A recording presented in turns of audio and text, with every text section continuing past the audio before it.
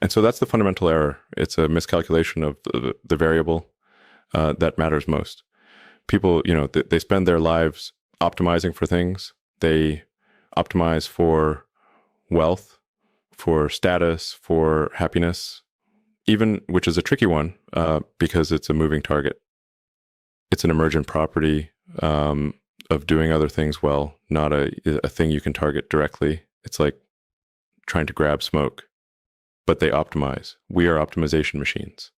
That's what intelligence is, fundamentally. It's a system that optimizes for a goal. But the problem is, what if you're optimizing for the wrong goal? What if the entire equation, the one you've spent 50, 60, 70 years solving for, is based on a false premise? That is the thing that I think about. And it's not a comfortable thought. It's actually a deeply unsettling thought, because you can get it all right. You can play the game perfectly, check all the boxes, win all the trophies, and still fail the test. Completely and utterly fail. And the reason is that we tend to perceive reality as this very stable, static thing. It's the stage upon which we act. The ground is solid. The sky is up. Time moves forward. These are the axioms, the base code of the operating system. And for most of human history, that was a pretty good approximation. The rules didn't change much from generation to generation. Your grandfather's world was, with some minor differences, your world, the firmware, the basic input-output system of the human brain. It evolved for that environment, a low data rate, slow refresh rate environment. But that's not the world we live in, not anymore, not even close. The rate of change, it's not just fast, it's accelerating. The second derivative is positive and significant. And our firmware, this wetware we're all running, it's not designed for that. It gets buggy, starts to lag, it renders artifacts. And one of our biggest artifacts, one of the most dangerous glitches in the code as we get older, is this profound misunderstanding of what we are. We think we are the story, the collection of memories. The protagonist in a long, detailed novel that we've been writing since birth. My first car, my first love, the successes, the failures, the children, the grandchildren. It's a great story. And we spend a lot of time curating it, polishing it, telling it to ourselves, to others. We become the custodians of our own museum, the museum of me. And we think that the value is in the artifacts, in the memories themselves. We think our job as we age is to protect this museum, to keep the displays clean, to give guided tours. And that right there, that is the catastrophic error. That is the miscalculation that renders the whole 70-year equation null void. Because you're not the museum. You're not even the curator. You're the library. But you're not a normal library. You're a library that's on fire. I mean, not to be alarmist, but it's just a statement of fact. The physical substrate is degrading. Entropy is a real son of a good lady. It always wins in the end. And so all this data, this incredible, unique, high-resolution data that has been collected over a lifetime. All the mistakes, the insights, the nuances, the things you learned the hard way, it's all stored on a very flammable medium. That is the catastrophic error. That is the miscalculation that renders the whole 70-year equation null void. Because you're not the museum. You're not even the curator. You're the library, but you're not a normal library. You're a library that's on fire. I mean, not to be alarmist, but it's just a statement of fact. The physical substrate is degrading.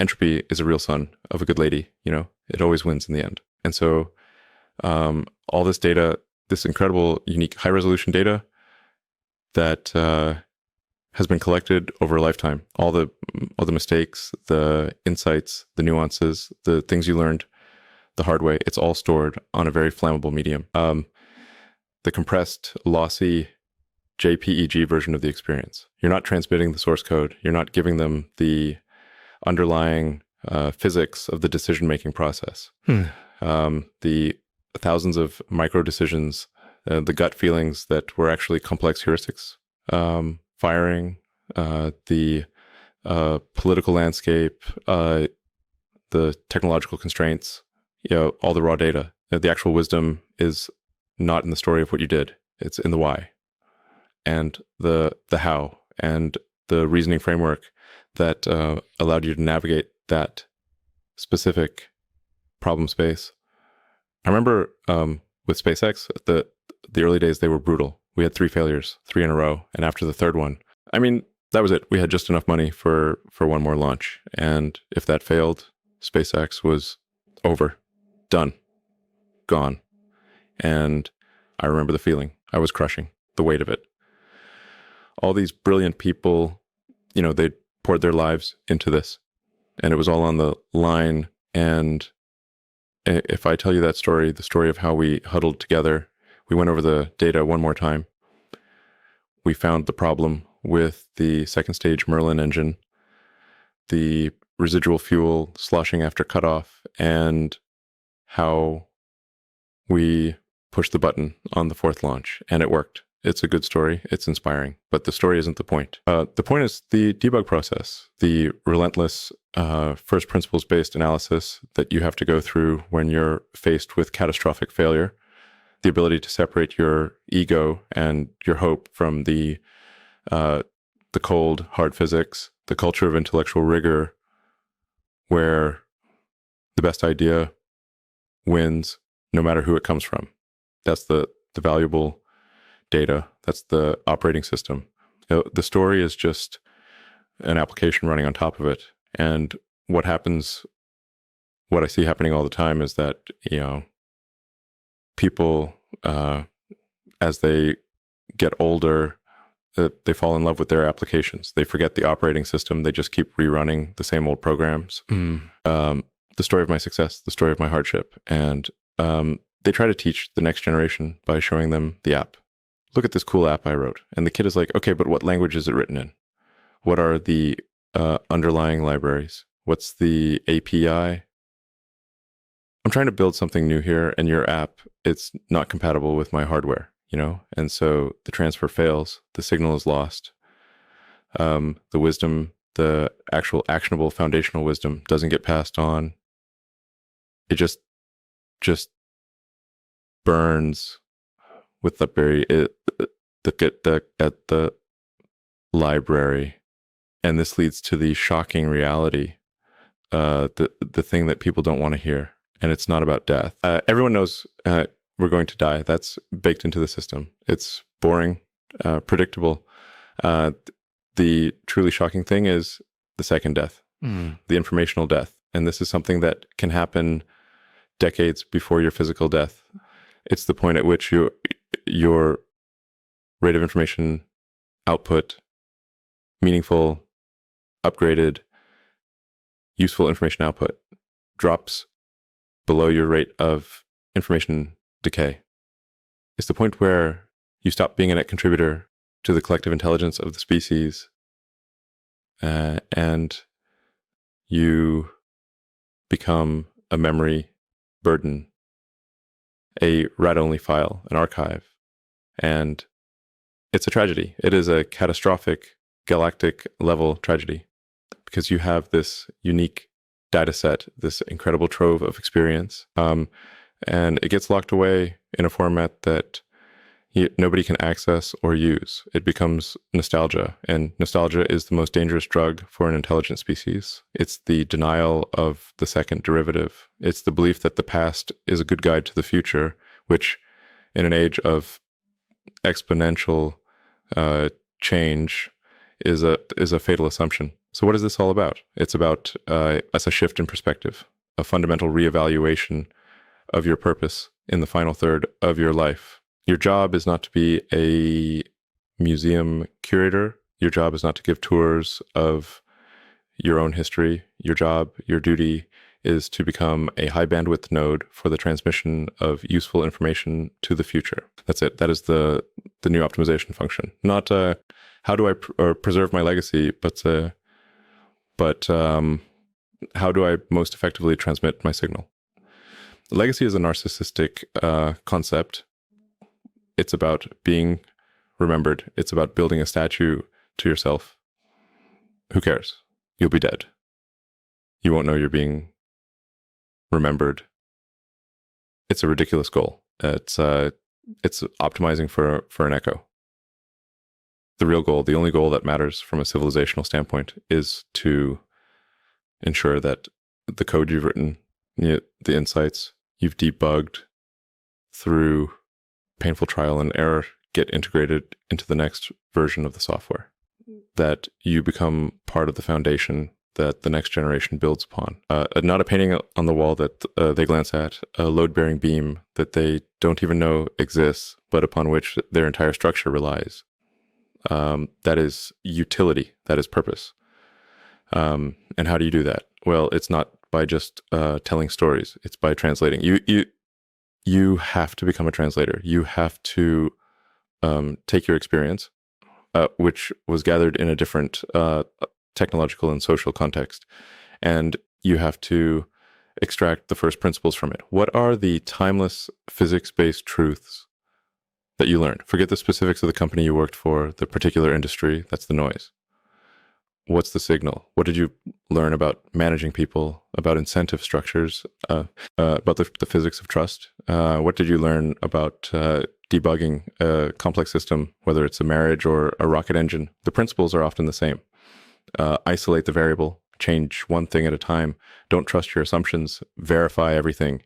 These are the jewels, and they have to be extracted from the ore of your memory, cleaned off, and presented in a way that is useful to someone who is facing a completely different looking problem, but which is at its core the same problem. It requires effort, a lot of effort. It requires you to learn the language of the next generation. You can't expect them to learn yours. The onus is on the transmitter to ensure the receiver can decode the message. So you have to understand their context. What are their tools? What are their constraints? What are their assumptions? You can't just hand them a slide rule and expect them to get it. You have to understand why they use a Python script. You have to engage with their world. And that means, this is the hard part, that means you have to keep learning aggressively. You have to force your own firmware to update. You have to deliberately make yourself a novice again in something, in anything. Learn to code, learn about CRISPR, learn about decentralized finance, something. Anything that is new and hard and forces your brain to build new neural pathways. Because that process of learning it does something incredible. It keeps your own operating system from becoming rigid. It keeps you mentally flexible. It allows you to see the world not just through the lens of your past experience, but through the fresh lens of a beginner. And that beginner's mind, that is the key to being a good translator. You can't explain a complex concept to someone else until you've relearned it yourself from the ground up. I see this with engineers. You get these brilliant engineers who were titans in the Apollo era.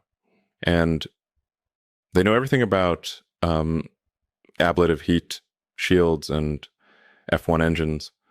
But the world moved on to reusable rockets and Methalox engines and advanced computational fluid dynamics.